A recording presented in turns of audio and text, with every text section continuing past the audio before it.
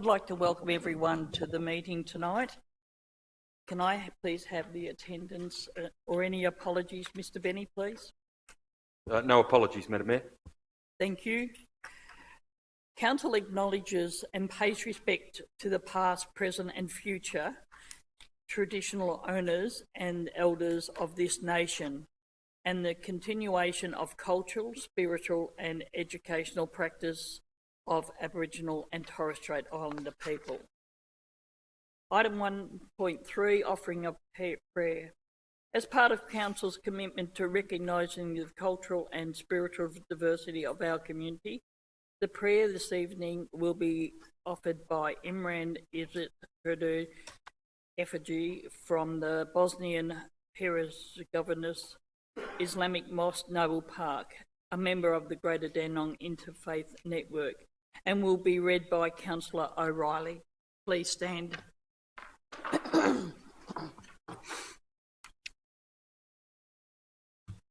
Dear and respected Mayor and Councillors of the greater city of Dandenong, friends and all those who hear this prayer, I thank God Almighty who brought us here together to support each other in good and to serve this nation and country. Being at the service of honours is a great honour, and with God and people it is a noble deed.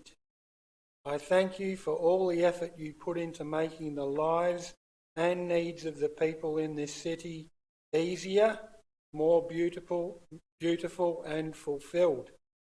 The happiness and satisfaction of people depends on your decisions. Make them happy and God will give you happiness. And now the prayer. Our God, we thank you for life, health, knowledge and everything we have. Make us good and useful to ourselves and others. Help us to do good, to protect it and to call others to good. O God, protect this city, country and people and bring peace, security, prosperity and what our hearts want and our eyes love to the earth. Our God, do not punish us for sin. Help us to get rid of sin, bad deeds and save us from bad people and the evil that the future brings. God, you can do everything and we are weak and powerless. God, accept our prayers and good deeds and let the sun of goodness and happiness always shine on us. Amen. Thank you. Please be seated. Item number 1.4, confirmation of minutes of previous meeting. Ordinary meeting of Council held the 8th of February 2021. Moved by Councillor Garrard, seconded by Councillor Formoso. Is there any questions, councillors? Is there any opposition? As there's no opposition, I declare this item carried. Item number 1.5, disclosures of interest. Mr. Benny. Mayor and Councillors, there is a single disclosure this evening. It's from Councillor Jim Ameti. It relates to item 4.3.3, Dandenong Market Proprietary Limited Director roles. The type of interest is a direct material conflict of interest of a non-pecuniary nature. The nature of the interest is that Councillor Ameti is the director of a company that has a stall at the Dandenong Market. Councillor Ameti will be required to leave the meeting for the item. Thank you, Madam Mayor. Thank you, Mr. Benny. Item number 2, Officers' Report Part 1. 2.1, documents for sealing. Moved by Councillor Trong, seconded by Councillor Dark. Is there any questions, councillors? Is there any opposition? As there's no opposition, I declare this item carried. Thank you. Item number 2.2, documents for tabling. 2.2.1, petitions and joint letters. Moved by Councillor Tan, seconded by Councillor Lim. Is there any questions, councillors? Is there any opposition? As there's no opposition, I declare this item carried. Item number 2.3, statutory planning applications. 2.3.1, planning decisions issued by Planning Minister Delegate, January 2021. Moved by Councillor Mehmeti, seconded by Councillor Milkovich. Is there any questions, councillors? Thank you. Councillor Mehmeti, sorry. Thank you, Madam Mayor.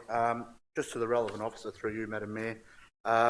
This Planning Minister's delegate, who has been the delegate for the declared area for a number of years now, when can we see a use-by date of this delegation? Because it's year on out, year on in, and it's been going on for a long time, and we're not getting many applications coming through the Minister's delegate. Just a rough estimate, is there a timeline when this gets, when the use-by date ends? Mr. Bosman, please. Madam Mayor, through yourself, Councillor Mehmeti, the delegation that the Minister has to himself is reviewed from time to time, and since its inception, in fact, those delegations or the thresholds within that delegation have from time to time been wound back, where more and more has come to us. In terms of the sunset clause on that delegation, I shall have to check for you and come back to you and the other councillors if there is an actually specified sunset clause. But I am aware of the fact that they do review them, and through that review process, a number of the thresholds have been wound back and passed back to this council. As to the sunset clause, I will come back. Thank you, Mr. Bosman. Is there any other questions, councillors? Is there any opposition? As there's no opposition, I declare this item carried. Item number 2.3.2, planning delegated decisions issued January 2021. Moved by Councillor Mehmeti, seconded by Councillor Forster. Is there any questions, councillors? Councillor Milkovich, please. Thank you, Madam Mayor. Just looking through this list of applications, actually delegation decisions made. This one comes to my mind. 23 Leonard Avenue, Noble Park, 6 double-storey dwellings in general residential zoning on 947 square metres. If I could just ask the relevant officer, please, to give us a bit of explanation. This seems like a bit of a novel development. I'm not sure if it is or not. Thank you, Madam Mayor. Mr. Bosman, please. Madam Mayor, through yourself again to Councillor Milkovich. I don't have those details of that particular application with me to hand, Councillor, but I'm happy to provide the details and the assessment that the recommendation was based upon. Thank you, Madam. Thank you, Mr. Bosman. Is there any other questions, councillors? Is there any opposition? As there's no opposition, I declare this item carried. Item number 2.3.3, town planning application number 10, Elk Crescent, Noble Park. Planning application number PLN 20/0456. Councillor O'Reilly. Thank you, Mayor. I have an alternative motion to move. The motion's been circulated and provides for a waste management plan. Thank you, Mayor. Moved by Councillor O'Reilly, the alternate. If we've got a seconder for the alternate, Councillor Gerard, thank you.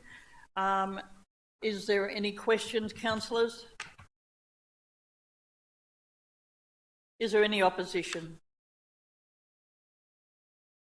As there's no opposition, can you let me finish first? As there's no opposition, the alternate is carried. Councillor O'Reilly, please. Thank you, Mayor. This application came before council. I was contacted by residents recently and they had concerns. They had seen this application. As we know, council advertises to the local area when new planning permits are going to be decided shortly. This site is quite a dense site. Unusually, it is a trapezoid shape with the nature strip on the small side, and surrounding residents foresaw problems with the projected number of bins if you just had a normal bin arrangement, and the small amount of nature strip available, given that there is already there an electricity pole, 2 council directional signs and an additional access egress point planned as part of the application. These surrounding residents contacted me and I listened.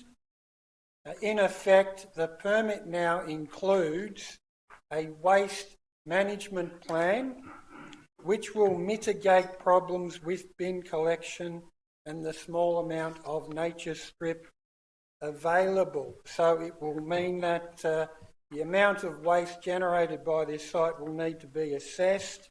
There is potentially shared bin arrangements so that rather than having a whole bunch of half-empty bins out on the nature strip with little space for them, we will have fuller bins, much more efficient and much less messy.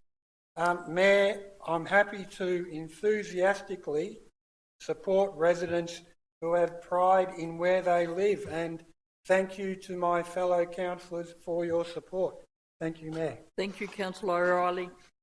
Item number 3, question time public. Mr Benny, please.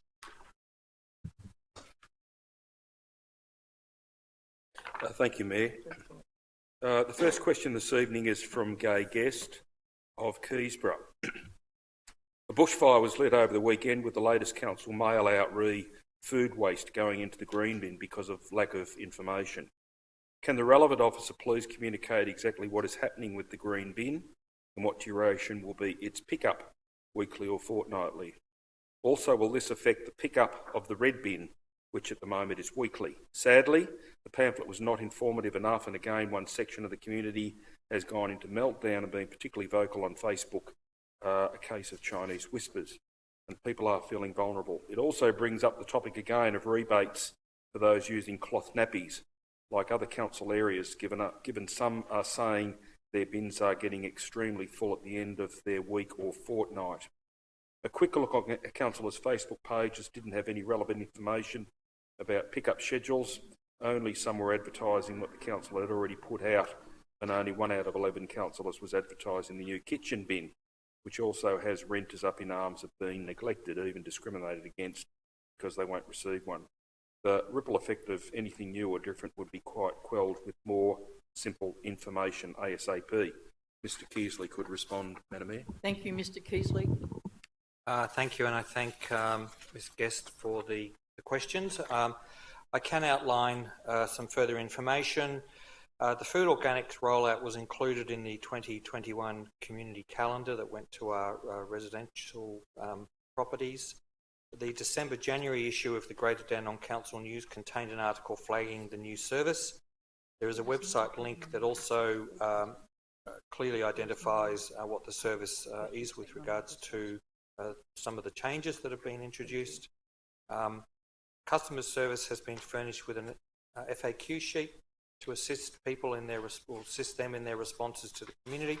The social media posts are also flagging this new service. I can advise that Caddy registration has commenced, and as of midday today, the 22nd of February, we have received and approved almost 3,500 requests from residents, so we are having a good take-up. Caddies will be delivered during April, and they will also have an A5 booklet and a fridge magnet inside containing additional information. There has been no decision of Greater Dandenong Council altering its collection cycles of the garden waste and household waste bins. To avoid any confusion, and the fact that the service schedules were not being changed, we opted to remain silent on this point. Communications were more about the introduction of the new service being offered and when and how residents could access the service and what they could now put in their green waste bins. With regards to the question on the rebates for using cloth nappies, most councils conduct composition audits of their waste and recycling streams from time to time to understand the patterns of waste disposal by their community. Auditing conducted by the City of Casey's waste stream has revealed a high incidence of disposal nappies being disposed via the household garbage bin. This would not be surprising in a municipality of rapid housing growth and family growth, bringing with it new home buyers with young families. Casey Council has likely introduced this initiative in order to address this particular issue. Audits completed by the City of Greater Dandenong's household garbage streams have not revealed anything of significance in this regard, and a similar rebate scheme has not been considered at this stage. With regards to issues around tenancies, we understand the issue with regards to being a tenant. If a tenant is at a property that currently has a green waste bin, they will need to get their landlord or property manager to complete the online kitchen caddy on their behalf, or at least get some form of approval to undertake that. If the tenant would like to add a green waste bin to the current service in order to then get the kitchen caddy, then that's a further approval process that's required by either the landlord or the property manager, because the bins are actually linked directly to the property and not to the tenant. Our communications are produced in collaboration with Council's key stakeholders to ensure our approach to the introduction of a new service is conveyed in layperson terms and as visual as possible to assist our multicultural communities and education programs, and that's why we undertook the introduction of the new service information to be via the flyer that most of you would have now seen is out there and has been, we believe, well accepted. So I will reinforce, though, that there is no change to the nature of the service collection of the bins in the City of Greater Dandenong. Thank you. Thank you, Mr. Keasley. Mr. Benny, please. The next question is from Matthew Kerwin of Noble Park. I understand there was over 200 public submissions regarding the Biodiversity Action Plan, indicating a high degree of interest from the community. What are the timeframes for the rest of this project, including when it will go to a councillor briefing session? Mr. Keasley could respond, Madam. Mr. Keasley, please. Thank you, and I thank Mr. Kerwin for the question. Council received a significantly high degree of interest and feedback through its online surveys and several workshops involving interested community groups and key internal and external stakeholders. We're currently in the process of collating all the information gathered to date with a view to present the draft Biodiversity Action Plan to Council, hopefully in the coming months. Thank you. Thank you, Mr. Keasley. Mr. Benny, please. The next question is also from Matthew Kerwin of Noble Park. An action in the first Springvale Community Hub Action Plan, given the time frame immediate when the plan was endorsed in September 2020, was to develop a display to provide Green Star information about the building, i.e. water and solar usage, and increased awareness. The building has now been open for 3 months and I can't see any display that has been installed. When will it be installed? Mr. Keasley, Madam Mayor. Mr. Keasley, please. Thank you. Through you, Mayor. Thank Mr. Kerwin again for the question. The Green Star dashboard has been developed and will be displayed in the main foyer of the building, allowing the general public to see the energy use of the building. Unfortunately, whilst undergoing some further building tuning, it was discovered that several electrical and water meters were malfunctioning, therefore requiring replacement and delaying the display rollout. Unfortunately, COVID has further delayed the procurement of these new meters. We are expecting the procured meters to arrive and be installed in early April 2021, and the display will occur soon thereafter. Thank you. Thank you, Mr. Keasley. Mr. Benny, please. The next question is also from Matthew Kerwin of Noble Park. Now, this question contains 8 parts, and I think Mr. Kerwin is aware, as has previously been determined by this council, that under Clause 4.5.8b of the governance rules that only 3 questions can be asked. I will therefore ask the first of the 8 questions in this part. The balance will be addressed by council officers. A reply sent to Mr. Kerwin and the details will be included in the minutes of the meeting. So the first one of the 8 asked is regarding item 4.2.1 in tonight's agenda, Q2 Quarterly Performance Report. Page 123, regarding the governance review for kindergarten and childcare provision, when is it expected to be complete? And in the scope of the work, is what council going to do to support improving kindergarten and childcare provision in scope? And if not, why not? Mr Fiddler could respond, Madam Mayor. Mr Fiddler, please. Thank you, Madam Mayor, and thank you, Mr Kerwin, for the question. This review will be completed by the end of June. The review will focus on the current status of governance of kindergartens and community childcare and what supports are currently in place and or needed to ensure good governance into the future. Thank you, Madam Mayor. Thank you, Mr Fiddler. Mr Benny, please. The next question is from Sabyasachi Dasgupta of Kingsborough, and my apologies if I'm mispronouncing that name. We've recently had extensive damage to our stormwater piping system from a large eucalyptus tree planted in the nature strip by the council due to its invasive root system completely blocking it. This led to flooding of my backyard and garage. The repair and replacement of the stormwater piping cost me, I won't mention the amount, I think it's probably more a private matter for the questioner. I have sent a written complaint letter to Mr Bosman and also filed requests with the council. Request numbers are also included and including the dates that they were submitted. Councillor Rhonda Garrard, Councillor for South Kingsborough Ward, visited us yesterday and we showed her the extensive damage done by the tree on the nature strip. We would request the following. 1, remove the large tree next to the storm water, as these massive roots will damage the stormwater outlet pipe again in a few years' time. And 2, provide compensation to me for the amount I've paid the plumber for the repair job. I've also attached a number of photographs in my complaint letter as evidence of the damaged piping with massive root system and the invoice for the extensive repair work that had to be undertaken. I've also retained physical evidence of the damaged pipe with extensive roots inside the pipe for review if required. Thanks for your assistance. I will hand over to Mr Kearsley, but before I do so, there is a reference to a complaint letter being sent to Mr Bosman. If that was the case, Mr Bosman's not the appropriate director to deal with such matters, and I believe the letter would have been redirected internally to Mr Kearsley and or Council's claims management area. But over to Mr Kearsley to respond, Madam Mayor. Thank you, Mr Kearsley. Thank you, Madam Mayor, and I thank the resident for the particular question. The first thing I'll say is that with regards to the issue of the tree, this will be reassessed and will be considered on its merits to remove or whether we can install a root barrier or similar to mitigate future risks of potential root movement.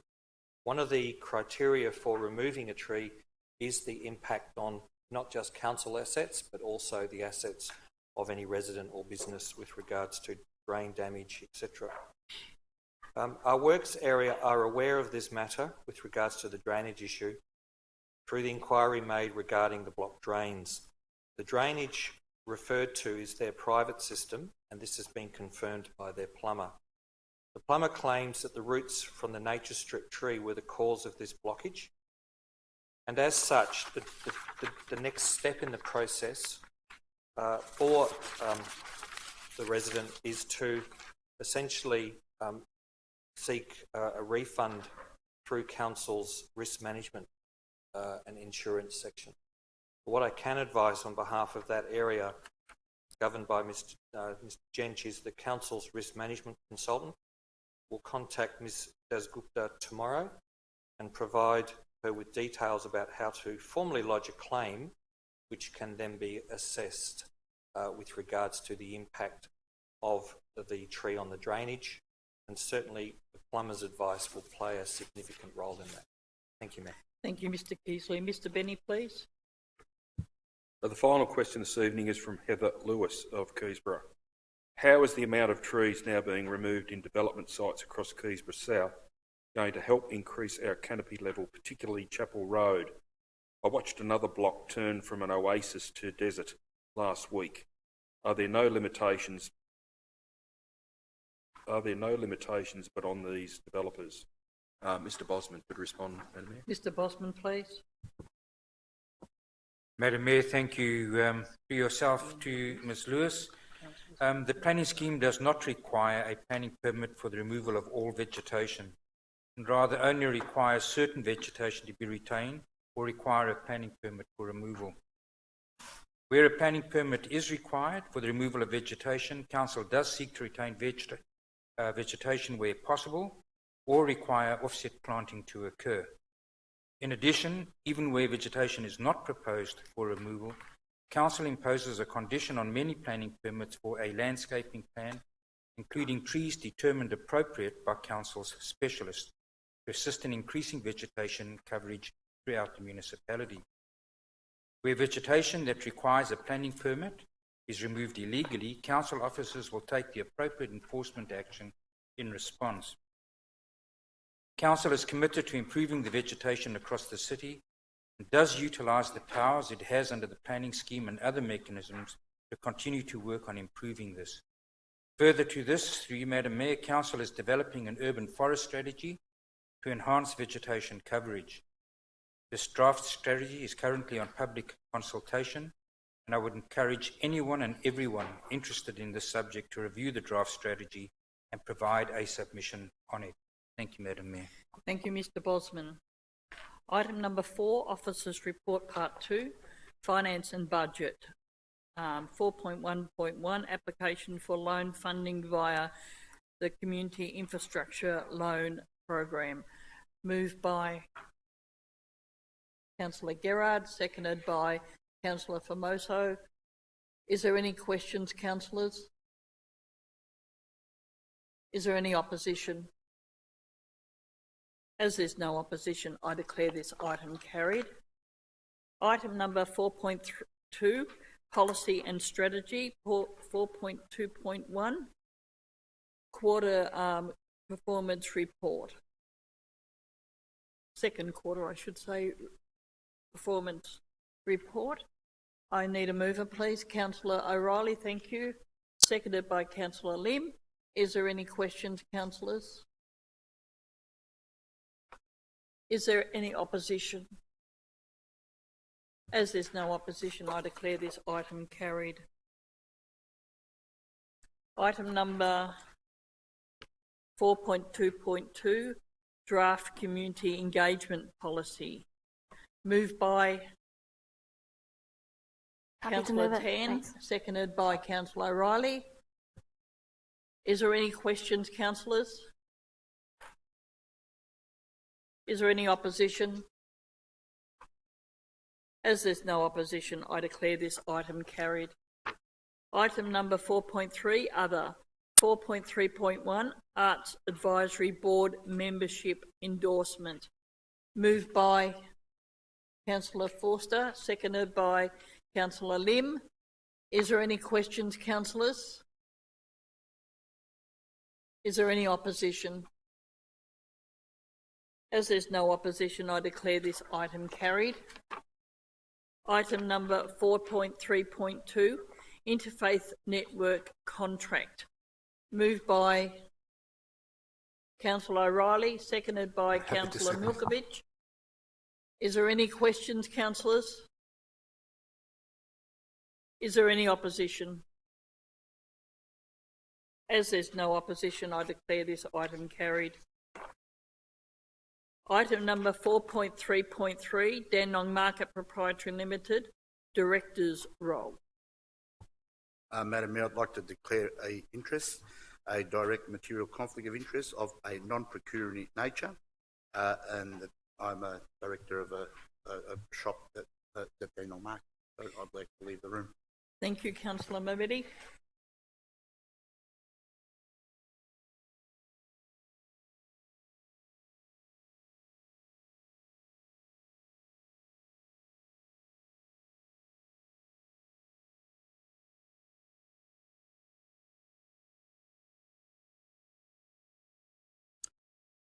Item number 4.3.3, Dandenong Market Proprietary Limited, Director's Role. Moved by Councillor Dark, seconded by Councillor Milkovich. Is there any questions, councillors? Is there any opposition? As there's no opposition, I declare this item carried. Councillor Dark, you wanted to say something? Yes, Mayor, thank you. Mayor, I just wish to congratulate Donna McMaster on the formal appointment as the board chairperson of DMPL. And in addition to that, I just wish to acknowledge Mr. Chad Hermson and Ms. Pip Stocks as new directors of the Dandenong Market, or DNPL Proprietary Limited. As it said within the item in the agenda, some significant interviews were undertaken to be able to find the right people that we needed. There was some reviews of current directors' capabilities, qualifications and skill sets, and it was known that a deficiency that the DNPL had was in the marketing communication strategy and how we can increase the marketing to bring people in. And we were fortunate enough to have Ms. Pip Stocks, who is very well renowned and very well recommended within brand strategy, marketing and digital transformation, focusing more so on the customer experience point. So we're hopeful that I'm sure she will definitely provide some good insight into the way in which DNPL operate, how we can improve the customer experience when customers come, and it'll be very good to see. Chad Hermson, who has also been appointed, has extensive experience in retail and strategic property development. He currently works as a portfolio general manager with QIC Global Real Estate, managing things like the Myer Emporium, large shopping centres, very large retail businesses. And he's got a sound understanding, and that is something that we also need within DNPL. As we start to look at what we do, we implement the new retail plans in place, and we have people who actually properly understand how business works. So I just wish to congratulate those to come in place. And secondly, also just to recognise Mr. Tim Cocaine as the outgoing chair. He stepped in at a very important time when DNPL needed somebody to take the leadership and somebody who understood how DNPL operated. He had formally previously resigned his position as a DNPL director to be appointed as a senior executive manager of a company that operates the brands like Repco and amongst other retail brands, Autobahn, and he just became very, very busy. However, he did come back and he stepped in and provided significant support to DNPL, significant guidance, and he's a person who has done a very, very good job over the last 6 months. So I wish him very well with his future endeavours, and thank you. Thank you, Councillor Dark. Can we have Councillor Mehmeti back into the room, please?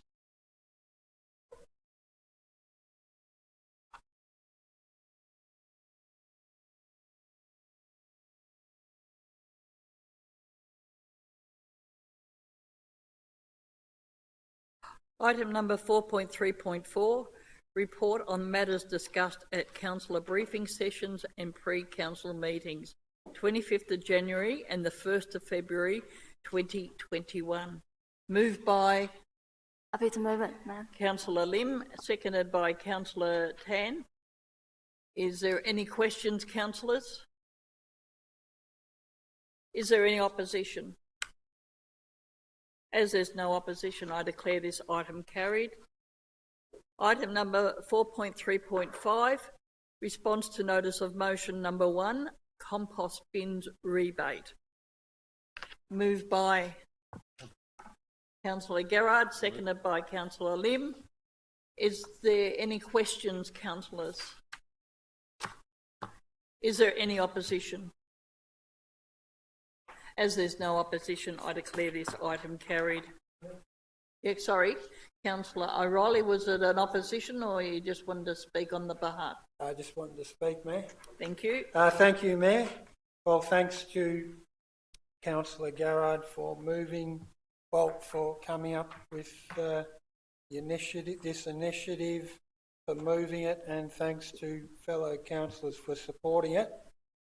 And it's good to see that this council is progressing support and encouragement for sustainable practices. Everybody would be aware by now, I've just distributed a leaflet, council's food organics and garden organics program. But Mayor, to answer the question, what is better than FOGO? And that is composting. Common sense encouragement of people to put things that can be composted back into their own gardens is actually saving it from going into any bin whatsoever. We've modelled our program similar to neighbouring councils that already have this, and that's Monash and Casey Council. So I sure we'll all be attentively listening to what we hope to be positive feedback to these sorts of programs. Thank you, Mayor. Thank you, Councillor O'Reilly. Item number 4.3.6, list of registered correspondence to Mayor and councillors. Moved by Councillor Trong, seconded by Councillor Gerard. Is there any questions, councillors? Councillor Yes, Tan, I've got a please. question. Thank you, Mayor. Just regarding to a letter from a resident regarding to their concerns about illegal truck parking in the Inglewood Avenue, Noble Park, to the relevant officer. Could you please provide the detail on this one? Thanks. Mr Bosman, please. Madam Mayor, the matter will be investigated. It has been referred to our traffic or our parking management officers, and a response will be provided in due course. Thank you, Mr Bosman. Councillor Tan, is that all right? Councillor Dark, please. Thank you, Mayor. Mayor, I know, thanks with regards to Councillor Tam, what she mentioned, Inglewood Avenue is in Noble Park North, what I believe off Titcher Road, because the resident did call me after being referred to me from somebody, an intermediary I know, and I believe it's a big construction truck that starts quite early in the morning and takes some time to heat up, so I know that it runs just off Titcher Road. My question was to the right officer. I note that we have received a complaint from a resident regarding a concerning incident at the Robert Booth Reserve on the 17th of January 2021. Let's get some information on what that incident is, the severity of it, and what we're currently dealing with. Mr Fiddler, please. Thank you, Madam Mayor. Thank you, Councillor Dark. We have very limited information. Apparently someone was abused when they parked their car and went with their family to play in that park. Unfortunately, the correspondence that we received didn't have any contact details on it, but we have notified the Victoria Police, who have done some patrols in the area, but it's a little bit difficult to follow up because we don't have contact details. But if we hear again, we definitely can follow it up. And we also discussed it at the Community Safety Advisory Committee. Thank you. Thank you. Councillor Dark? No further questions. That's it. Is there any other questions, councillors? Is there any opposition? As there's no opposition, I declare this item carried. Item number 5, notice of motion. 5.1, notice of motion number 4, Orange Door. Councillor Dark. May I move this notice of motion? Second. Moved by Councillor Dark, seconded by Councillor Milkovich. Is there any questions, Councillor? Councillor Garrard? No questions? Is there any opposition? Councillor Garrard in opposition. Councillor Dark, please. Thank you, Mayor. Mayor, this notice of motion, which I've lodged previously with councils, has to do with the Orange Door and the Orange Door announcement within the City of Grey Dandenong. Today, we're very fortunate enough to have an announcement by the Member for Dandenong and the Minister for Family Violence that there has been, I believe, a lease executed for an Orange Door within Dandenong. That's a very, very important part. The Orange Door, for those who don't know, has previously been created by the Department of Health and Human Services. It's designed because there was a lot of stretch within a lot of the organisations and not-for-profit groups within the municipality and also throughout Melbourne. And it actually creates a central location where it directs all inquiries. So Victoria Police has a provision, other agencies have the provision to direct everything through one organisation, which then is then connected with other services. It's used particularly, given the amount of services that are connected now, they've got direct correlation, direct correspondence with Aboriginal community groups, with referral groups there, with drug and alcohol groups, domestic violence, men's support groups. It's quite an open group. And the reason behind my original notice of motion was because it was something that I believe in the City of Grey Dandenong we needed. We have a very multicultural community. There's a lot of confusion about it, and I think it's something that would then provide an asset. As I touched on before, the Minister had made the announcement that was the case.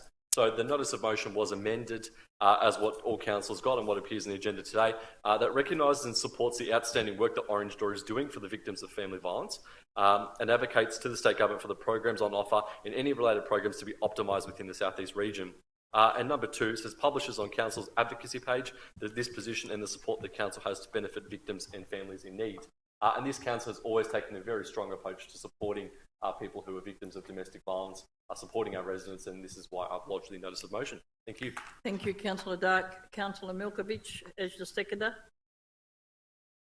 I think, as Councillor Dark mentioned before, that any program that the government comes up with, and congratulations to Minister Williams on the initiative and today's announcement, it's a really great step forward for our whole community. As Councillor Dark mentioned before, there is quite a significant issues in our community regarding the family violence, drug use, and so on and so forth. So any combined approach, comprehensive approach that will seek and lead towards reduction in those instances, I think should be welcomed and supported by City of Greater Dandenong in whole. So that's why I support the notice of motion. Thank you, Madam Mayor. Thank you, Councillor Milkovich.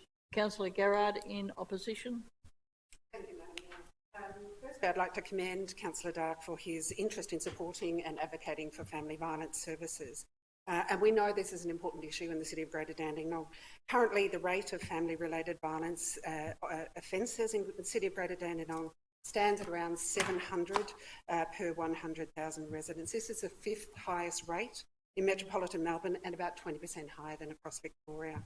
Women are 3 times more likely to be physically assaulted or murdered by a partner, 4 times more likely to be sexually assaulted, twice as likely to be stalked, and twice as likely to feel concerned about their personal safety alone outdoors at night. And distressingly, we still see 1 woman a week murdered across Australia. The Orange Door is, as has been said, is part of the Victorian Government's response to the Royal Commission into Family Violence. And essentially the notion of the Orange Door is about strengthening and integrating services. My point of opposition to the notice of motion is that the Orange Door has been operating in the City of Dandenong for some time through existing services. So the notion of the Orange Door could equally be called no wrong door, because in essence, whatever door any woman walks through in the southeast region, she will receive integrated and wrapped around services, and this has been happening. And so we don't need to optimise the services in the southeast region. I have had the pleasure of working with many of the services in this area, and they are working extremely well. And there is no need to suggest that they need optimising, because we are fortunate also to have the Minister for Prevention of Family Violence in our region, and she has ensured across the state that we have optimised services and integrated services to meet the needs of women. Therefore, there is no reason for this notice of motion, which is why I'm in opposition to it. Thank you. Is there any other speakers for or against? Sorry, Councillor O'Reilly, please. Thank you, Mayor. Well, I am for Councillor Dark's notice of motion. I think actually, as Councillor Garrard highlighted the numbers, and we hear stats a lot, Mayor. We hear the stats of COVID, we hear the financial stats regarding COVID and virus numbers, etc. But what we don't hear as much is what COVID has contributed to, and those stats are even as alarming, if not more alarming, and those stats are around increase in mental health issues and increase in family violence. So the Orange Door, as Councillor Garrard was saying, is not the only door, but the more doors that we have in Greater Dandenong that are going to be open to victims of family violence, the better. And more optimisation is always a good thing. So I think I can congratulate Councillor Dark on him, expressing the will of council that we, to use another metaphor, welcome the open door with open arms. Thank you, Mayor. Thank you, Councillor O'Reilly. Is there any other speakers for or against? Sorry, Councillor Troll. Thank you, Madam Mayor. I would like to thank Councillor Dack for raise up this issue, and also thank you for Councillor Clark to give some information. However, I support this one is because I think that ethnic people, they need to know the place where they can seeking for help. And that it make inside many things like the ocean door, they explain what they provide the service, and also the people contact, let them know about the phone number, name, phone number, language, and when it is safe time to go, interpreter go back. It's very, very, very important. Let the people have the free and also safe when they contact with some service to seek for help to protect themselves. And Also, they also let the people know the time they open the work and on trading hours, and also they let people know when they close, what the service the people should call. I think very good, and have a good news from Mr. Martin. He know that he let people know that the service provided to the Dandenong city, and the very good news for the people. Therefore, I support that, Mr. Darkwood. Thank you, Councillor Trong. Councillor Forster, please. Thank you, Madam Mayor. I'd like to commend the state government on putting this in place in the city of Greater Dandenong. I think it is much needed, but I also agree with Councillor Garrard that there are a lot of support agencies available in the region already. We just, given the nature of domestic violence, we don't often see where these actual doors are because of, I guess, fear of being found by your abuser.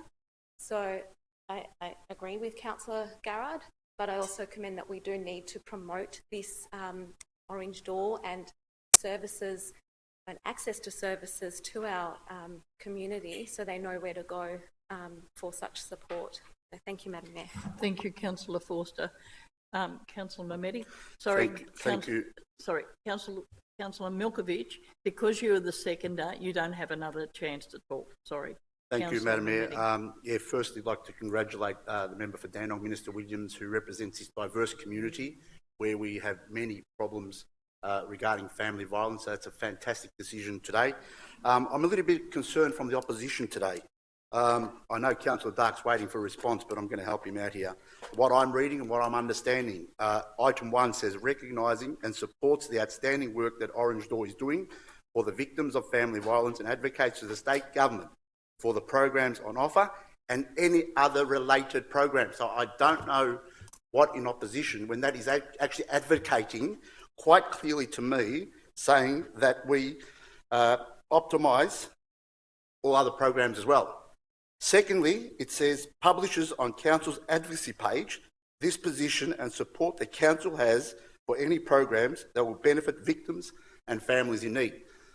I've got absolutely no idea where the opposition is coming from. This is absolutely advocating not only for Orange Door, but any other methods when family violence comes into consideration. So I totally support this notice of motion. Thank you, Councillor Mehmeti. Is there any other speakers for or against? No, sorry, I can't. No? You're right, a reply, Councillor Dark.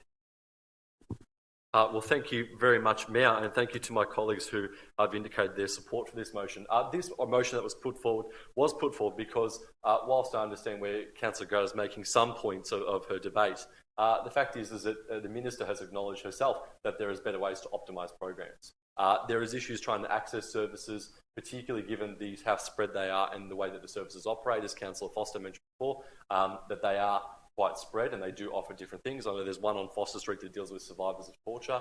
How that's accessed, I couldn't even tell you. I don't know whether they potentially have to need a referral through a GP. But the point of having the Orange Door is to streamline this process, to push everybody towards one point who can connect them with the other services. And the services that they hold being so varied are why it's so important to have one in Dandenong, and that's why I thank the Minister for moving very quickly to support that there is an Orange Door being opened in Dandenong. And we will see once it opens up and the referrals being made, we should start to see some pretty quick referrals, some pretty quick action to be able to deal with the issues that are there. And that is why I believe this motion is so very, very important at this current minute to be passed. So thank you. Thank you, Councillor Dark. I will now put this notice of motion to a vote. All those in favour of Councillor Dark's notice of motion, please raise your hand.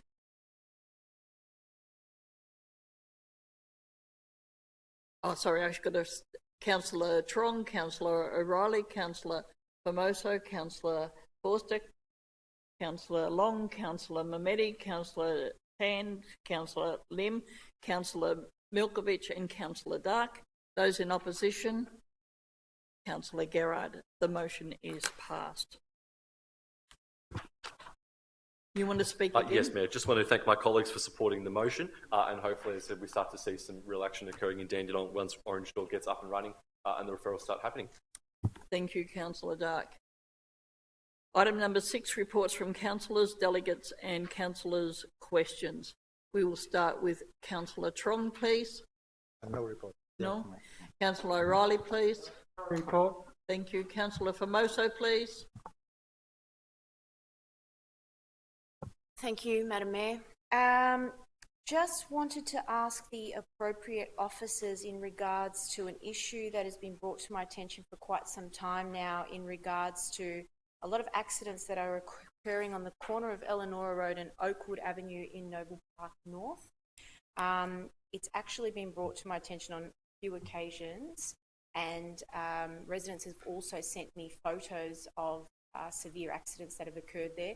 We do have some traffic mechanisms in place there, but I think everyone is in agreement within that area that it's not sufficient.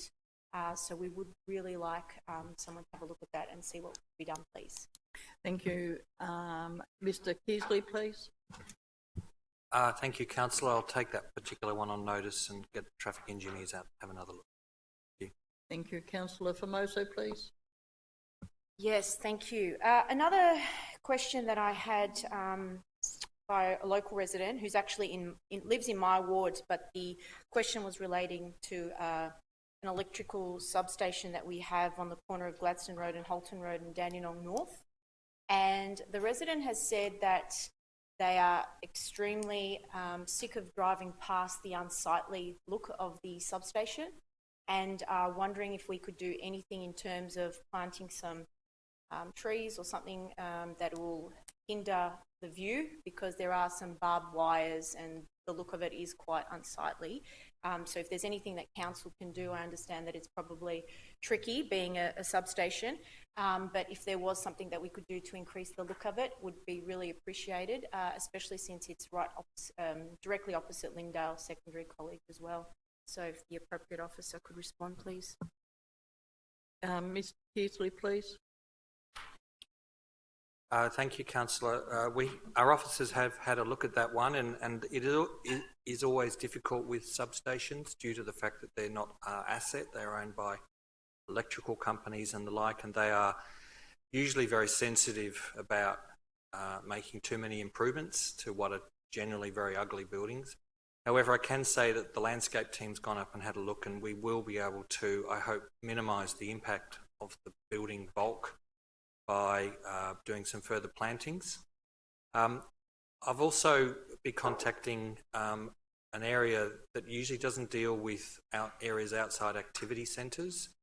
We did recently, or a couple of years ago now, have the opportunity of painting a substation in a car park in Springvale under a small painting fund that we use.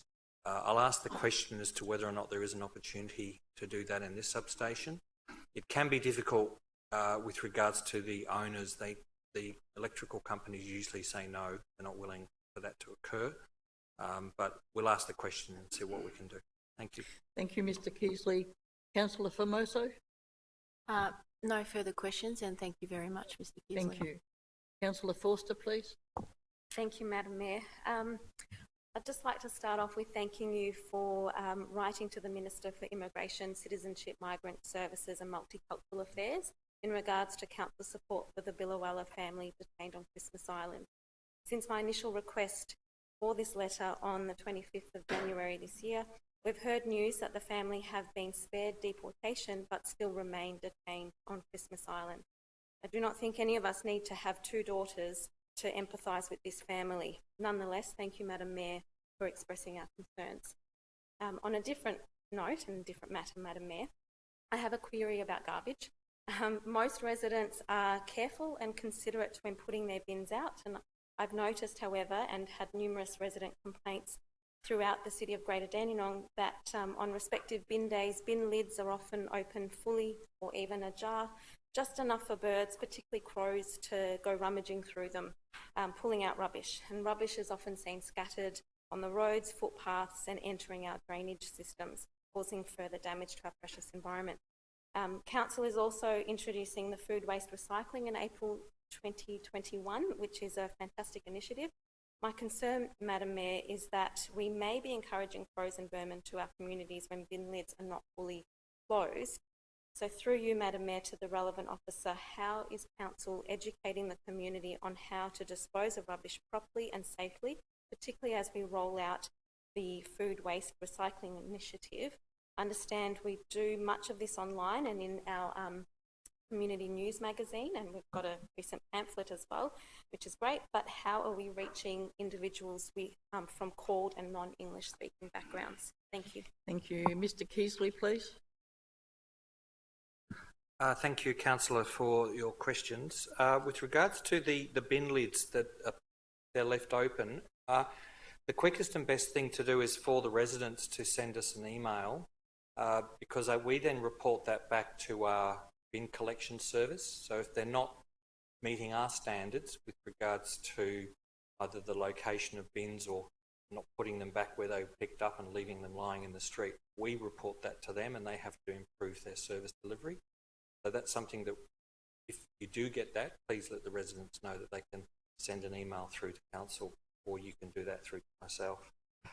With regards to the other matters you raise, in terms of covering other parts of our community, a waste education plan developed and tailored for our community is reviewed each year. The delivery of the programs that make up this plan start at early learning centres, all levels of schooling, a number of community groups, and through TAFE programs where we deliver key waste and recycling messages to all our community, including the coal community.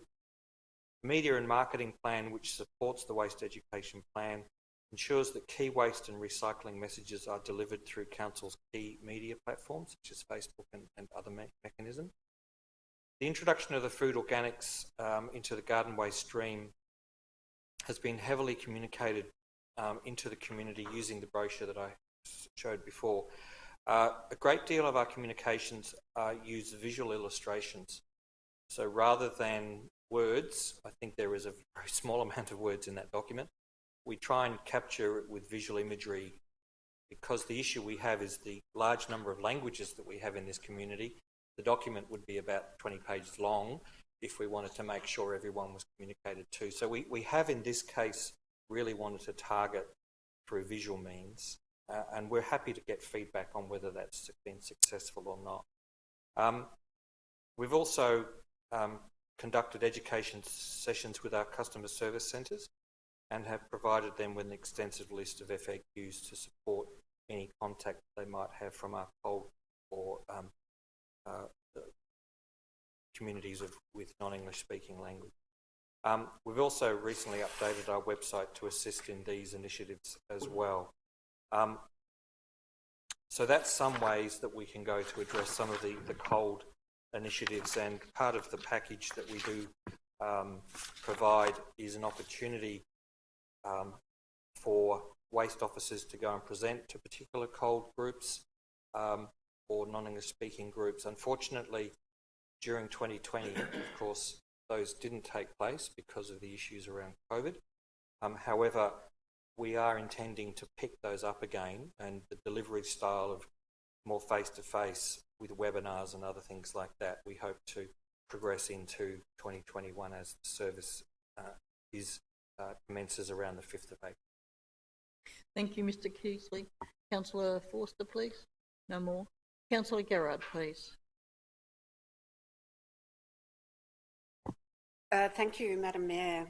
This week I had the privilege of meeting with the City of Greater Dandenong officers to hear about the wonderful work the Council is doing around gender equity, and I commend the Council for the work they're doing on this.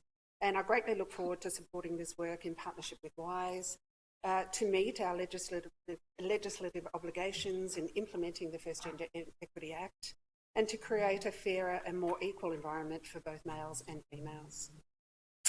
My questions, Madam Mayor. All of the other councils in the South East have tabled their recent council agendas, their officer responses to the recently proposed state government green wedge reform, zone reform, planning for Melbourne's green wedges and agricultural land. When and how will our officers' response be made public, and how? Mr Bosman, please. Thank you, Madam Mayor. Through yourself, Councillor Gerard, council officers have made a submission in response to the Ops Planning for Melbourne's Green Wedge and Agricultural Land Project consultation paper. And while being generally supportive of the options proposed, officers have, amongst other matters, highlighted the need for further strengthening of the legislative protections of the Green Wedge, requested consideration of how to capture land value uplift, to encourage land to be used for Green Wedge purposes, and have identified certain uses that should be prohibited in the Green Wedge, and stated that soil and earth storage should form part of this project. In other words, we are concerned that soil and earth storage and the consideration of that as a land use hasn't come into the frame of this project. Council officers will now arrange for this submission to be placed on Council's website for the public to view. Thank you, Madam. Thank you, Mr Bosman. Councillor Gerard, please. Thank you, Madam Mayor. Last Greater Dandenong Council the last council signed up to the new Eastern Region Pest Animal Strategy. For Greater Dandenong, this meant a commitment to address the issues with foxes, rabbits, minor birds and feral cats. What is the status of the action plan that Greater Dandenong is creating as their component of the implementation of the strategy, and when will councillors be consulted on it? Is it considering implementation of a cat curfew? Mr Keasley, please. Thank you, Councillor. Just before the recent election, we did provide an info sum to all of the then councillors back on the 12th of October 2020, so I'm happy to make that available to you because it does spell out exactly, I think, some of the questions that you're seeking. However, what I can advise back then in October was that the strategy is now complete, and the next step is for Council to develop and implement a local action plan. Development of and execution of a local action plan will also help Council's obligations to effectively manage pest animals under various Commonwealth and state legislation. Just as some background, the action plan is to support a whole range of existing pest animal control programs in some of our parks and conservation reserves, including surveys of foxes, rabbits, rabbit control through baiting and warren destruction, fox control, feral cat control through trapping. Council rangers also hire out cat traps for residents to trap trespassing cats. These programs and other successful programs run by other landholders will be reviewed and considered in the context of the regional strategy through the development of a local plan. I can advise that with regards to the development of a local plan, there is a meeting this Wednesday with all of the parties involved in the regional plan to talk through the next steps, the development of a local action plan, the approval processes that are required, including when we bring it back to Council for further discussion and debate and approval, the establishment of subgroups and a governance regime around that, because it does involve a significant number of groups, not just councils but also state agencies. So that's the advice with regards to that current program. And on behalf of Jody Bosman, with regards to cat curfews, which is generally dealt with through his team, this document and the local action plan will be considered as part of the reviewed domestic animal management plan and local laws review. So there are ties between the documentation, the two pieces of documentation. Thank you. Thank you, Mr Keasley. Councillor Gerard, please. The Kingsborough South Levy, the 20% of open space covers 20% of the open space minus 5%, which is covered by general rates, so effectively 15% of open space. The cost to maintain the open space, which doesn't include mowing, seems quite high. Can these costs be broken down in simple terms, perhaps monthly, so that residents can see where this levy is being spent on? Mr Bosman, please. Madam Mayor, thank you through yourself. Councillor Gerard, this was a matter of much discussion at the time of campaigning during the recent elections, and a lot of information was gathered, a lot of information was handed out or given to prospective candidates at that stage. It's information and it's questions that in fact go across 3 different directorates. I'm going to take your question on notice so that I can pull together a comprehensive response that can then be put into the council minutes, that will be there for the public record. As I say, it is a detailed, your question might seem to be a simple one, but the answer is in fact quite a detailed one. And if I can just then take it on notice, we will come back to council with a response. Thank you, Madam Thank Mayor. you, Mr Bosman. Councillor Gerard. My last question is just an extension of that, and happy to have this taken on notice as well, that in light of the increasing density of developments in Kingsborough South, which were allowed after the levy had been planned, how is then the 20% distribution with the levy calculated given the increased number of residents in their higher density developments? Mr Bosman, please. Madam Mayor, thank you. Councillor, that in fact was part of the questions as well that I referred to in the campaigning period of the elections. So what I'll do, I will incorporate that question into the overall levy response and explain how that does or does not affect the application of the levy in the area. Thank you, Madam Mayor. Thank you, Mr Bosman. Councillor Gerard. Councillor Mamedi, please. Thank you, Mayor.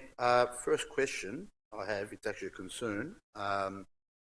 Unfortunately, the homeless is sort of growing. Speaking to Councillor Lim, it's even in Springvale, Noble Park, but I only see Dandenong every day. I had a call today and some messages regarding 3 new tents being put up in Dandenong Park.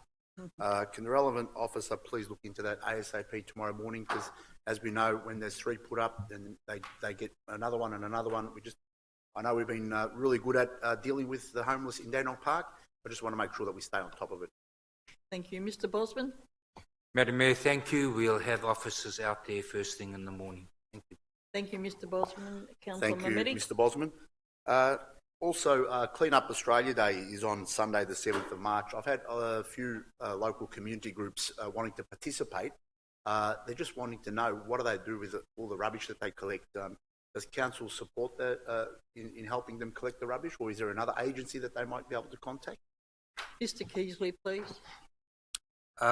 Thank you, Councillor, through you, Mayor. We've already had a number of, I think, inquiries from other councillors on behalf of other community groups. The best thing to do is for those community groups through you, if you'd like to contact us, myself, I'll then engage Tony Barker, who will then speak directly to those groups, and we can assist with some provision of bins and other matters, but also give them some advice on how and when it can be collected. So we're more than happy to assist the community groups. Thank you, Mr Keasley. Councillor Thank Mamedi. you. Great response. Really want to support the community getting out there and doing their bit. And when council's supporting them, it even goes better and gets more people out there. So fantastic. Through you, Madam Mayor, just wanted to know how the process is going to select an architect for the new Oasis. Mr Keasley, please. Thank you, Councillor. Well, we're at a fairly exciting stage with regards to that. So last time I was able to brief council, we had selected 4, I think, of the best architects in Australia that were experienced with regards to the design and then following through with the construction of aquatic and leisure centres in Victoria, but also around Australia. This week there are a significant number of us, including my colleague Martin Fiddler over there, that will be spending some time assessing those 4 tenders that were submitted, and we're very much hopeful of bringing that to council for a decision. We're aiming at this stage, subject to how we have to complete the tender process for the first council meeting in April, and then we'll be essentially underway. Each will have to outline their particular process for community and stakeholder engagement, and we'll be bringing that back to council to inform them of the next steps, probably at least early May, I would hope. But the first thing will be council to approve and select the preferred architect that we will bring to council in early April. Exciting times. Thank you. Thank you, Mr Keasley. Councillor Mamedi.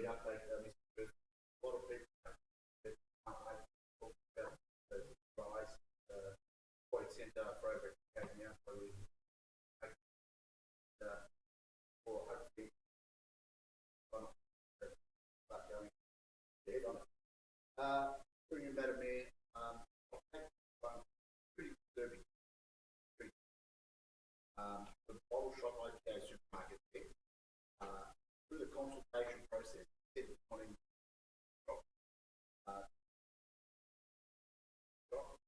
Really concerned that people are buying alcohol does not make sense. We can look at ASAP on this bottle shop. Mr Keasley, please. Thank you, Councillor. Through you, Mayor. I've actually instructed officers as of this morning to remove that particular chair or bench. We had to determine where it was because, from my understanding, we had already removed some outside the IGA that you speak of. This particular bench is slightly to one side, but we can understand perhaps the concerns. So in order to complete the removal of the other two that we did take out, I've agreed that in this circumstance, based on the request and the issues down in Hemmings, that we will remove the other one. However, there are a couple of others that are located still in the centre that aren't directly outside or adjacent to that particular item. Thank you, Mr Keasley. Councillor Thank you, Mr. Keasley. I really appreciate your prompt action. Thank you. Councillor Tan, please. Thank you, Madam Mayor.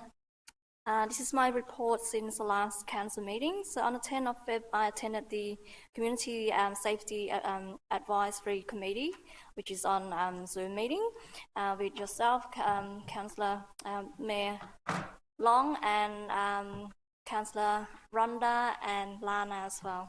So we had a privilege to meet all different communities group and the police, which are police as well, to discuss about the safety of our community plan for the 2021. So we'll be come up to the council meeting probably around April.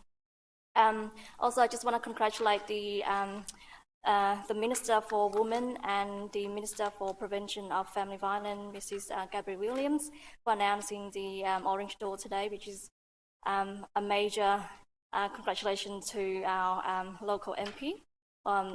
With the Orange Door, which is one of the most important part of family violence, as you know that due to COVID as well, the increase of family violence and all the mental health issue increase, especially in a Greater Dandenong. So I'm glad that she did inform me through Facebook today, which is and also congratulations to Councillor Dark for your motion. Will be a great organisation to work together, community, especially in Greater Dandenong area, which is our different languages. Also, everyone can come together and then get help, so which is good. First of all, just regarding to our recent goal, which is the food organic, garden organics. I got a few email from residents in my area. Just regarding to the kitchen caddy, just question to the relevant officer regarding to order the kitchen caddy, what's the quantity at the moment? Because some residents do have an issue placing an order online saying that they can't eligible to order the caddy, but they do have the green bin. So I just need some explanation on that. Thanks. Thank you. Mr Keasley, please. Thank you, Councillor. Through you, Mayor. With regards to any issues that the community members or residents have in accessing the online system, I would recommend that they ring the number on the pamphlet, on the leaflets, and they can be given direct instructions and/or assistance in terms of how to make booking for the online caddy. As I indicated before, we've had over 3,500 acceptances as of noon today, and the information went out last week. So we are getting constant use of that. If there are some issues with regards to the online system, I've asked the staff to check that first thing in the morning to ensure that there's no glitches or any issues. So if we do continue to get more, we can certainly have a look at that issue. But if any resident has a concern, that there is a phone number on those leaflets that they need to call. Thank you. Thank you, Mr Keasley. Councillor Thank you. Tan, please. And also regarding to that issue, I mean, some people are not happy because they're concerned about the smell. I mean, in terms of the combination, because some people they live next door. I mean, like, I know it's not compulsory, so it's optional to if you want to go FOGO or not. But just a question, general question. I mean, how would you deal with contamination of the smell of the FOGO? Mr. Keasley, please. Thank you, Councillor. That's a matter that each resident needs to address themselves. It does depend on, I suppose, the nature of what food they put in there.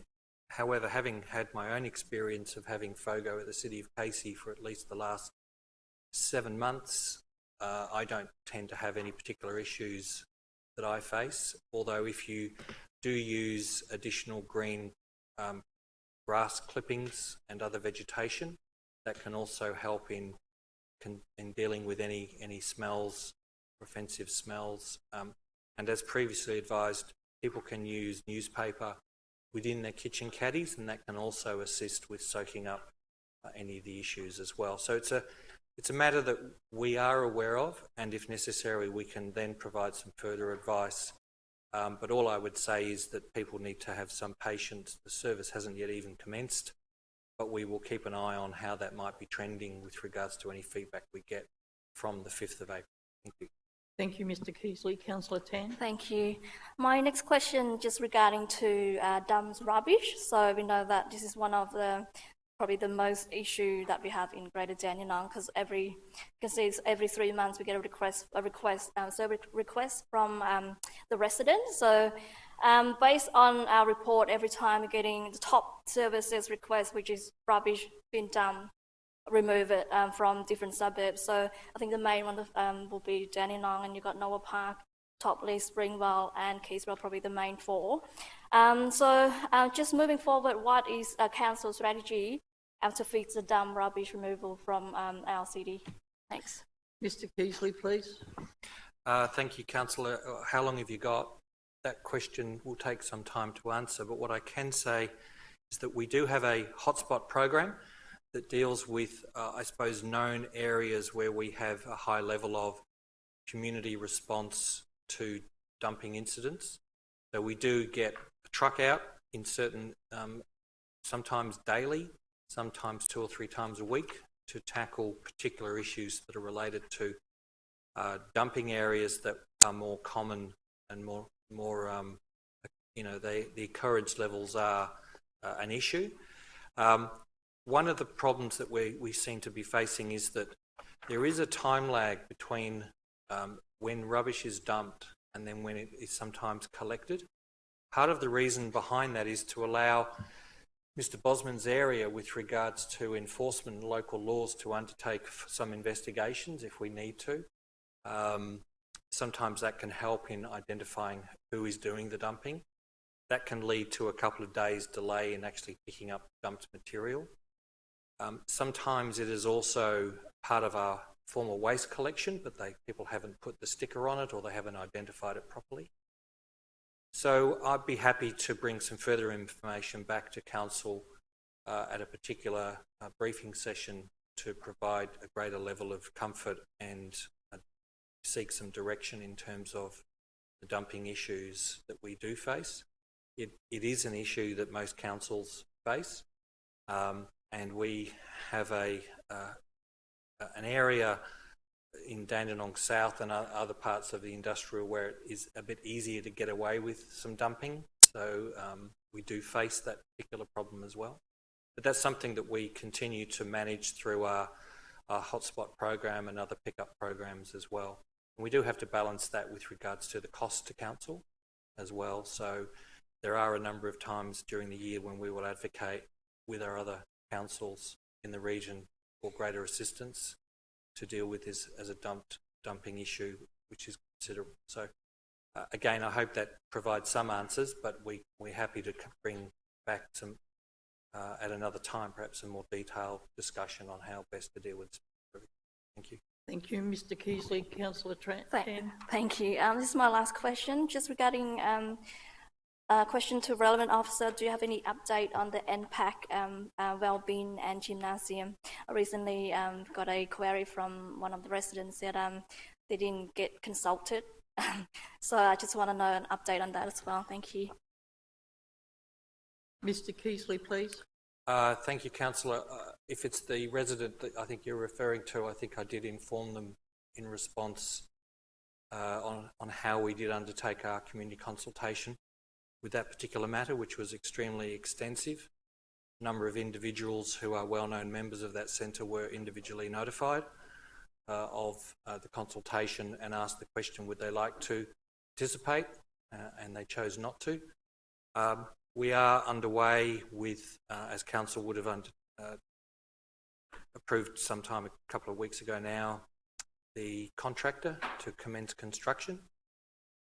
And we are now going through a process, because we received $3.3 million from the state government for that, to line up an appropriate celebration when we break soil, break the ground. We hope that will be, I think, sometime at the end of March, I believe. April, sorry. So that's something that we're coordinating now, but Council has appointed a contractor, and we'll be very much underway very soon constructing. Thank you, Mr Keasley. Thank you. That's all. Thanks. Thanks. Councillor Lim, please. Thank you, Madam Mayor. At last meeting, I raised some issue regarding to toilet, especially private toilet and also public toilet. A couple of weeks ago, I discussed with Springvale Shopping Centre after I spent quite some time to convince them to renovate their toilet. At the end, the management agreed with me for renovate. That they're going to renovate the toilet in early March. That's a great outcome. And secondly, last Thursday, I had a chance to join AGM of Body Corporate at Springvale Centre, and I had a very, very intensive discussion because I'm a member of Body Corporate as well. They agreed with me, and they decided to allocate about $140,000 to renovate the toilet. The toilet that I raised last time, very dirty, very disgusting, and very smelly. That's a great outcome. But on the other hand, what about our public toilet? How can we do to improve our public toilet, and how can we work out the ratio, the patient ratio, if we want to put more public toilet in our Springvale Centre, Springvale Activity Centre? Thanks. Mr Keasley, is that your department? Yep. Thank you. Yes, thank you. Toilets and rubbish. Through you, Mayor. With regards to the issue of the cleansing, that particular toilet in Balmoral car park is, I believe, cleaned 3 times a day. So it is one of the highest standards of cleaning in this municipality. Depending on where the toilets are, how well they get used, etc., and how often they get used, we have a cleansing regime based on all of that. I can certainly provide some further information to you, Councillor, about how we go about dealing with that, and whether or not we've received issues of complaint over the last sort of 6 months or 12 months.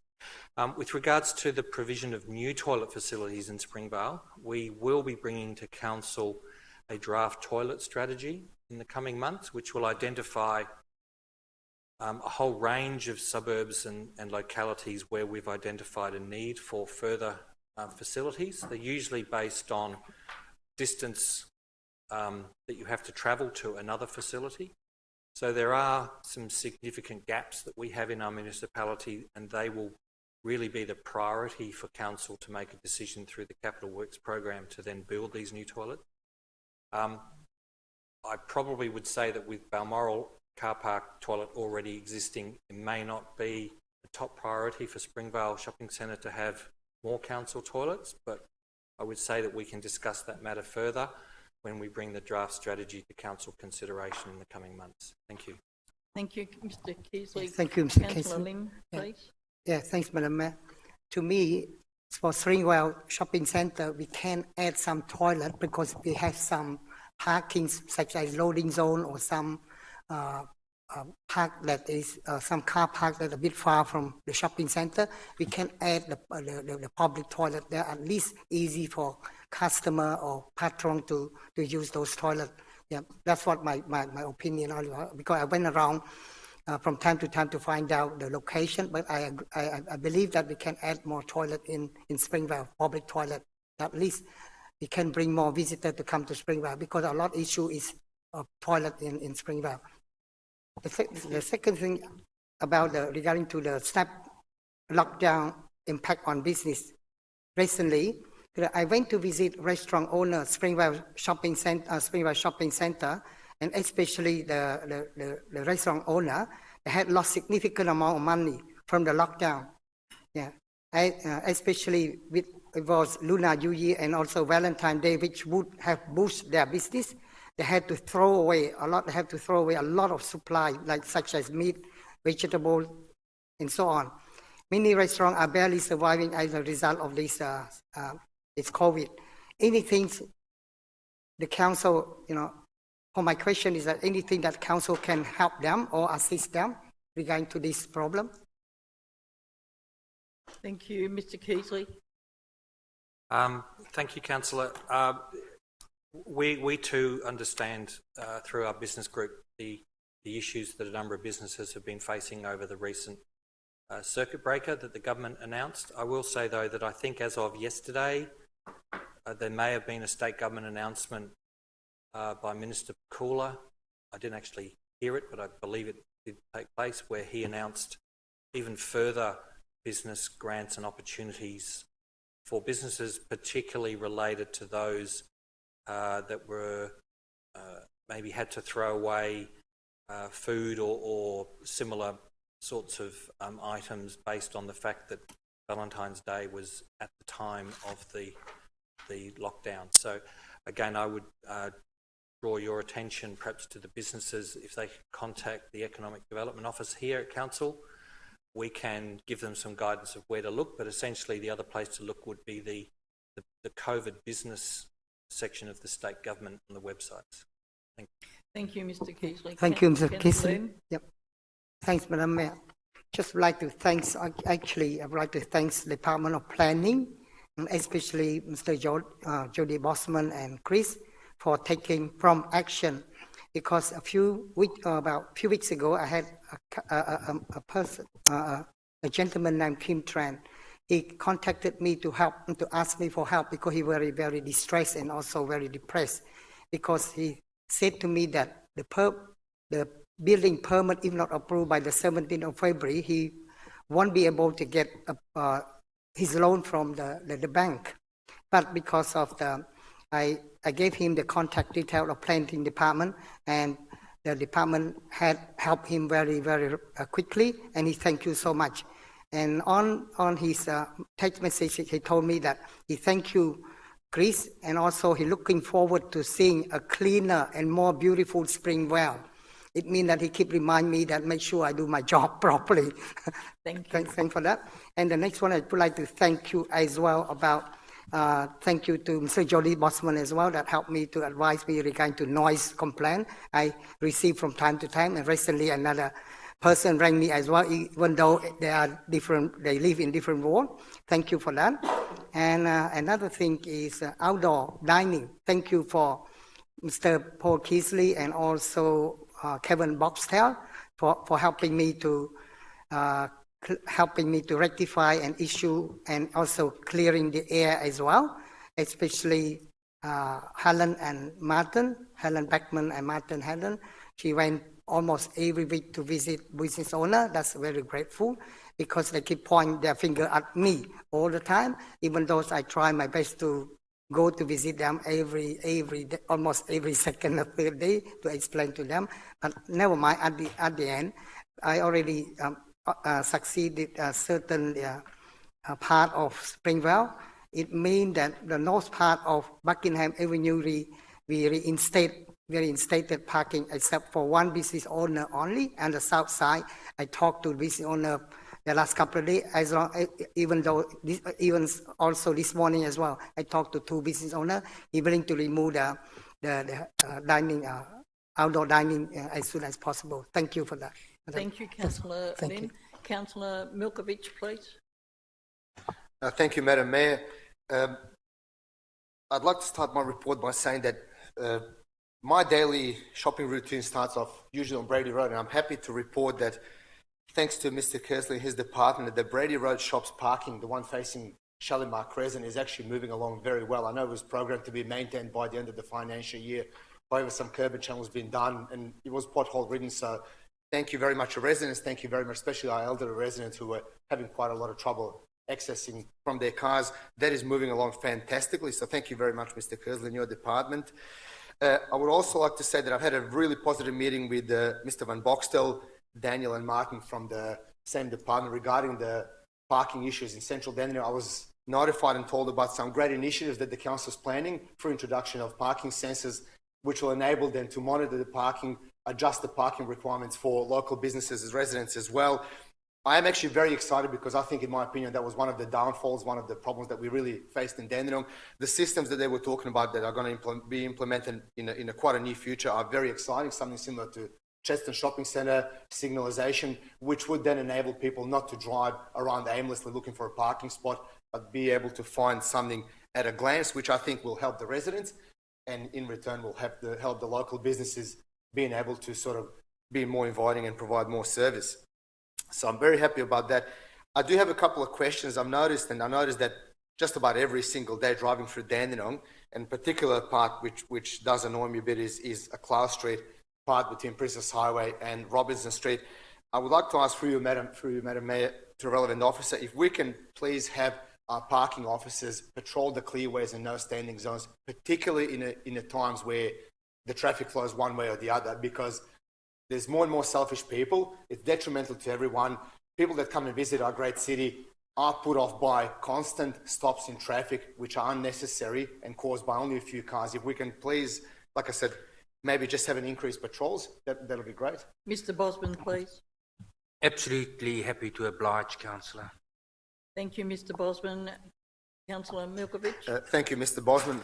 Madam Mayor, in Dandenong North, relating to Councillor Meddy's issue with the tents in Dandenong Park, we don't have issues with people that have fallen on hard times and become homeless in Dandenong North. However, in our big Hatcher Park, we have a constant issue with rubbish being left strewn after the big long weekends, hot days or whatever. The question that I had asked by a couple of residents, and through you, Madam Mayor, to a relevant officer, is it possible to organise some sort of extra dump bins, 240 litre bins, maybe on long weekend days, on long weekends, just as a one-off? Because a lot of residents are of an opinion that a lot of rubbish gets left next to the rubbish bins. The birds come in, the crows come in, magpies, whatever. Before you know, even if it's packed in bags, before you know, it's strewn all over the place. The wind comes in, throws the bags in the creek, on the trees. It literally looks like a tip site, just about. So if we could maybe look at that to somehow increase, just on a particular days, on a particularly hot days or long weekends, a rubbish collection with some extra bins that the residents could, or the park visitors, as a matter of fact, not so much the residents, but park visitors could deposit their rubbish. Right, Mr. Keasley, please. Yes, thank you, Councillor. We have had a number of discussions on this one, and I do know it is a particular issue. Unfortunately, in human nature, it would be great if people did the right thing and put the rubbish in the bin. I've asked the waste section to have a particular look at this particular problem. It's not a problem we're facing in many of our other parks. There is a traditional response that perhaps putting more bins out there doesn't necessarily solve the problem, and although I accept that in this case it may do, or it may do on particular weekends and things where you know, the weather's good, the park's great, so a lot of people go there for that reason. So that's something, if you can just give my team and myself perhaps, you know, at the end of the week to come back to you with some other options. We are looking at perhaps some signage as well as some further monitoring, recognising though that it can be tricky to catch people in those situations because it's accumulation of people doing it over the whole day rather than someone just coming in and dumping in one instant. So we certainly are very much aware of it. We have on occasion, as you know, gone up there on a Monday morning to simply quickly tidy up as best we can. So we are looking at perhaps do we bring forward or do we change our cleansing service model so that we are there all the time, first thing Monday morning. But then again, that doesn't stop people from dumping it. That just means we're picking it up. So again, it's a bit of a double-edged issue, and we hope to have a better idea of how to deal with it more holistically, and could be that we add more bins in there. Thank you. Thank you, Mr Keasley. Councillor Milkovich, please. Thank you, Mayor. Thank you, Mr. Keasley. A question to a relevant officer for you, Madam Mayor, again, is regarding the Hannah Street settlement that we had with the developer. Are we going to be able to obtain some sort of a statement that we could then correspond with in regards to the public sending us SMSs, giving us calls as something that's uniform? Quite, instead of me giving one version of the events, Councillor Maddie the other version. Can we have some sort of a combined response, a uniform response that we can actually say to residents what has happened, what has transpired, what sort of details and that sort of stuff? Thank you, Mr Bosman. Madam Mayor, yes, certainly, Councillor. I think it's quite simple. It's the answer I've given in the last week or so, is that we are in the final stages of negotiation with the developer, and hopefully in a position to publicise the outcome of that negotiation fairly soon. So the negotiations between ourselves and the developer have taken place in good faith. I think they've been well advanced, and I hope to, as I say, be able to put out into the public domain in the course of the next few days the outcomes of those negotiations. Thank you, Mr Bosman. Councillor Milkovich. Yeah, and the last question. A couple of weeks ago, I believe I seen in a council briefing session a letter from, I believe it was Manningham City Council, in regards to council buying an RSL. I'm not sure if it was Manningham or someone. It was directed to Mr Benny, and they were sort of not proposing the deal, but they were sort of introducing us to the fact. Has Dandenong City Council done anything with that letter? Has there been any sort of movement on that, or was it just purely for information's sake? Thank you, Mr. Benny, Bosman. please. Mr. Benny. Through you, Madam Mayor, as far as I was aware, it was for information. It was certainly was Manningham City Council. It related to Templestowe RSL, which I think we indicated at the time, from my recollection and understanding, that RSL did not have any gaming machines, so it was not as though the council was buying them out of any operation. But of course, that meant that by acquiring the property, it couldn't have future gaming machines. So I think in the context of it being one element of a suite of solutions that local governments might look at in terms of dealing with the number of gaming machines, it's a useful case study to look at.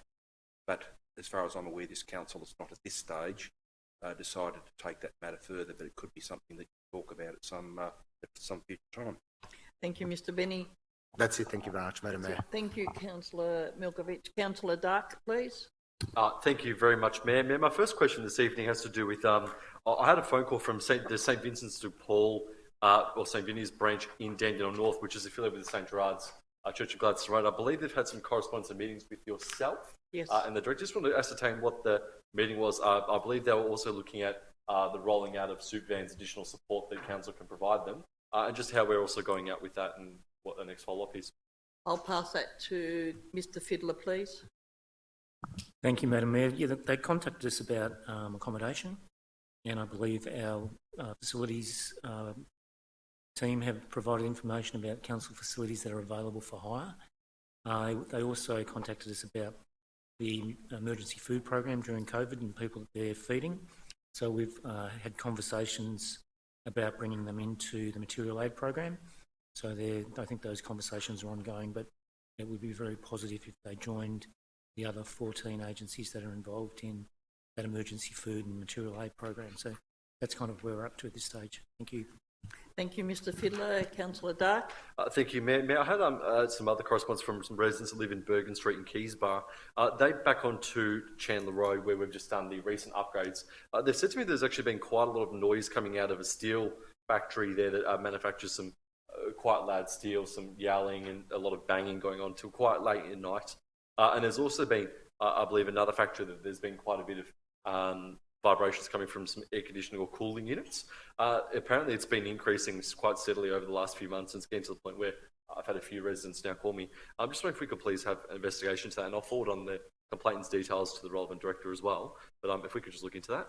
Thank you. Mr Bosman. Thank you, Madam Mayor. Through yourself, Councillor Dark, if you'll give me the particulars, we'll certainly follow that up and see if there are any, if there's any way we can help in this situation.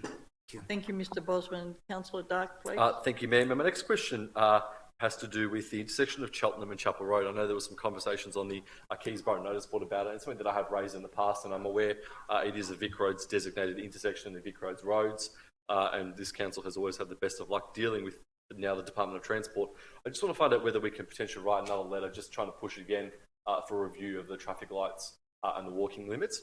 It was raised at the Parkland Retirement Village residents meeting that they are finding it very difficult to be able to cross the road in one go, and often that there's people being stuck with their walkers in the middle of Cheltenham Road waiting for the next set of lights, and that's become quite a hazard. And I know as well the residents of the new Kingsborough estates have raised the issues trying to get through the lights in one go as well. So if we could just write another letter just to advocate a bit more heavily on that. Thank you. Mr Keasley, please. Thank you, Councillor. Sorry, just a question. You said Cheltenham and Cheltenham. Do you mean Cheltenham and Chapel? Cheltenham and Chapel. Yep. Yes, we can certainly do that. I think the last piece of information we had, which I can confirm, is that we were waiting on DOT to undertake some further traffic assessments in terms of surveys and volumes. And during 2020, they weren't doing any of that because of COVID. But I'll go back to the team and see if we can confirm that. If that is the case, I'll come back to you first before we prepare a further letter. Thank you. Thank you, Mr Keasley. Councillor Dark, please. Thank you, Mayor.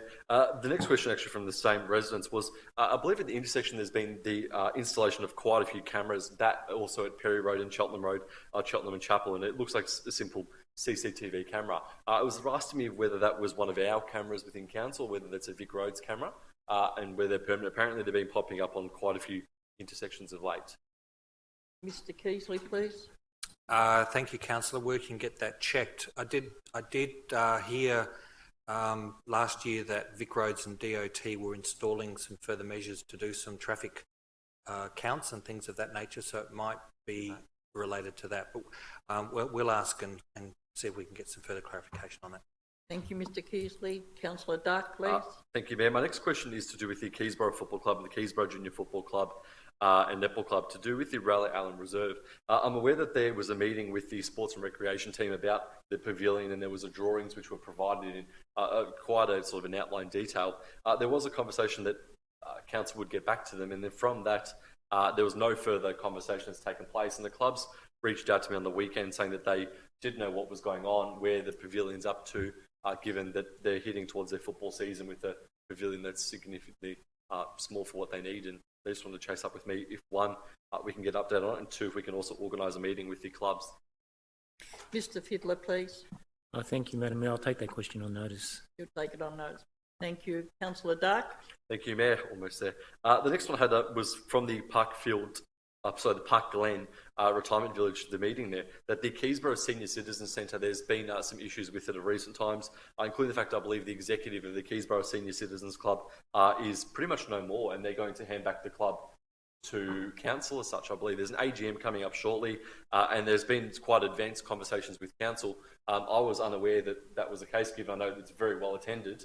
I just want to get an update on what exactly has happened, what we are planning on doing, and where we go from here, particularly given it's a vital community infrastructure of the neighbourhood. Mr Fiddler, please. Thank you, Madam Mayor. I believe we were approached by the club that said their members were significantly ageing, and they didn't feel like they could take on those responsibilities anymore. So our officers will take on those responsibilities and help that club to continue. So it will keep going. It's just that we're providing that kind of support and assistance. Thank you, Madam Mayor. Thank you, Mr Fiddler. Councillor Dark. Thank you, Mayor. On a supplementary on that, so are we just providing temporary assistance to sort of provide the positions that would have been on the board, or are we actually stepping in and basically taking back control with the intention of no longer fielding exec and just being a council-run facility? Mr Fiddler, please. Thank you, Madam Mayor. Yeah, look, at this stage, the committee's saying they don't have anyone to step into that role of committee, so that's the function that we're providing for them. If that changes in the future, very happy to have that discussion with members, but at this stage, that is the request that we receive from them. Thank you. Thank you, Mr Fiddler. Councillor Dark. Thank you, Mayor. Mayor, on the weekend, I had a conversation with Mrs Sampi, who was formerly a councillor in this council, and she raised with me a couple of questions she wanted me to raise tonight. The first was with regards to the Jan Wilson Community Centre and not the chairs, but to do with the bathroom updates. I believe we were undertaking some improvements of that. Just want to get an update on where they're at, because I believe the Jan Wilson Centre hasn't been open during that time. Mr Keasley, please. Thank you, Councillor. Through you, Mayor. Yes, late last year there were some removal of old toilets and old basins, putting in new facilities to upgrade that centre. I have to take on notice exactly where that was, but I believe it would have been finished in the last couple of months, but I'll double check. So, thank you. Thank you, Mr Keasley. Councillor Dark, please. Thank you, Mayor. My final question, which was another one from Mr Sampi, the Joan B. Sheen Reserve, which is located just behind, I think it's Harrisville Primary School site on Princess Highway and Bowmore Road there.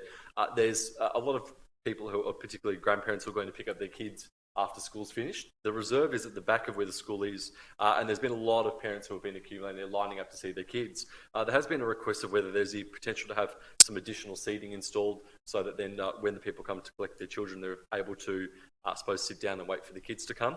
And then in addition to that as well, there's been a request for some water taps, and just so that kids have got something to drink after school while they're going around the playground. If you could just take that on notice as well. Mr Keasley, please. Thank you, Councillor. With regards to that, through you, Mayor, we can have a look at that.